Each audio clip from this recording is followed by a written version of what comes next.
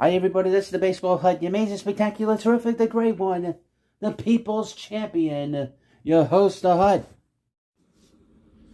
Now we're going to talk about in this video exactly why Jacob deGrom, why he left the Mets, and why he's talking about this stuff with his former manager, Buck Showalter. And we're going to talk about it in this video, and it starts right now. Before we get into this video, I'm going to need you to subscribe to this channel and like this video. I do plenty of Mets content on here and Major League Baseball, and this is the kind of channel you want to subscribe to and follow. I'll give you everything you could possibly want out of a Mets channel. Trades, free agent signings, Mets history. I got everything here. So this is the channel you want to subscribe to. The Mets did not sign Jacob deGrom, their ace, their two-time Cy Young Award winner from 2018 and 2019, the former 2014 Rookie of the Year, and had led the Mets to the postseason 2015, to the World Series, and of course pitched a game against the Padres last year in the Wild Card Series. So he has signed with the Texas Rangers after he had an opt-out in his contract that he signed with the Mets a few years ago, and he opted out, and a month later he signed with the Rangers for 5 years, $185 million. Now, a couple of days ago, Buck Showalter told Bob Klapisch of NJ.com that he had talked to deGrom the other day, and deGrom told him this. I'm going to read you this.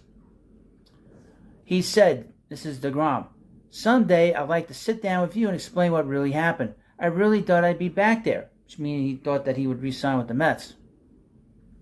Well, we've been talking about it here on this channel, and I'll put links into the video, to this video. I did a couple of videos this week. I need you to check them out, just to sort of go through this and dig through. This whole situation was very, very complicated decision by deGrom. I've discussed it here. It doesn't matter now why he, that he left and whatever reason. You can come up with your own reasons in the comments section, if you will. But again, he said this: "Someday I'd like to sit down with you and explain what really happened. I really thought I'd be back there." Well, here's the thing, Jake. Nobody cares. None of us fans care. The Mets replaced you with a guy that is the preeminent pitcher of his generation. He's a bigger name than you, quite frankly, and he stayed healthy through most of his career. I would say this, that 2 years ago that the Mets and deGrom had sat down together and they talked about doing another extension, but Jake wanted 5 years. And the Mets told him no. The Cohn family said, "We'll give you 3 years, and whatever the money you want is fine, but we're only going to give you 3 years." Well, Jake did not want that. He wanted 5 years, so he was stuck on that for the last 2 years. So he got the 5 years from the Rangers. The Rangers are desperate to be relevant. They're not relevant in their state right now, with the Astros having won the World Series again. They're going to have a very difficult time this season, because not only do they have the Astros to deal with, but they also have the Mariners that they're going to have to deal with. That they have big pitching and they're a good team. They're probably going to get close to winning 90 games for the third year in a row. Probably make postseason for the second year in a row. So they had to make this move for deGrom. Let me read you what Buck said.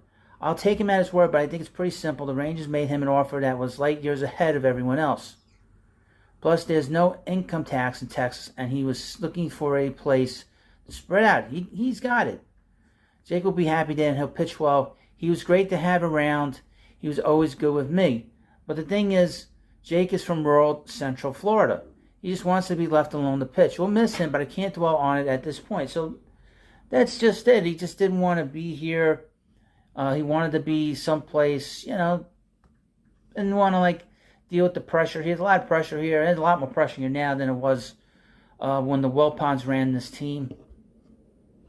And that's how he wants it. So there's nothing wrong with it. He didn't have to explain it. This is the reason why. He got more money, he's close to home. He doesn't have to explain anything. If the Mets want him back, they're willing to give him 3 years. They're willing to give him 3 years, even. And then when he was in the process of the contract with the Rangers, and they told the Mets that they were close to signing with the Rangers, the Mets never got a chance to up the offer. So he already decided that he didn't want to stay here. The reason really why that he told Buck all this stuff is, and saying all this stuff to the Mets now, is a bit of a guilty conscience. He knows the Rangers aren't going to be good for a while. It's going to be a long time, probably 2 years that they're going to be relevant. And just in terms of the wild card. So I think he knows that the Mets are getting close to winning the World Series here. And I think there's some little sort of buyer's remorse in this situation, I think. We'll see how it is going forward. We'll keep an eye on Jacob deGrom.